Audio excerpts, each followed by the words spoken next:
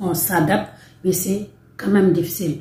Au niveau, par exemple, des violences, parce que justement, il y a quand même on va dire, une petite crise économique. Donc, plus il y a des difficultés financières et ça a des répercussions directes avec les femmes.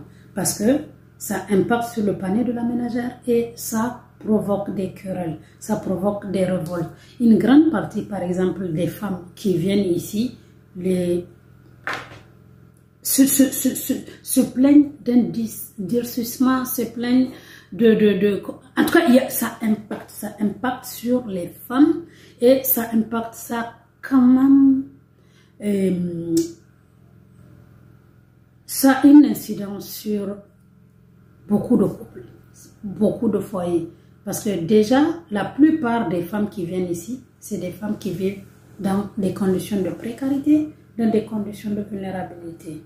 Alors quand les hommes ont encore un peu plus de difficultés, parce que certains ont vu leur salaire divisé en deux, parce que certains n'ont pas leur salaire au moment où il le faut, quoi qu'on dise, ça impacte un peu, ça a une conséquence sur les violences.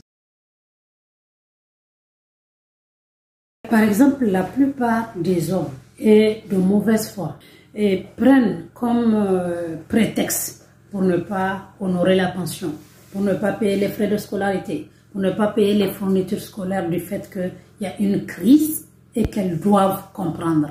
Alors que dans bien des cas, ce n'est même pas vrai, mais ils en font un prétexte pour se soustraire de leurs obligations.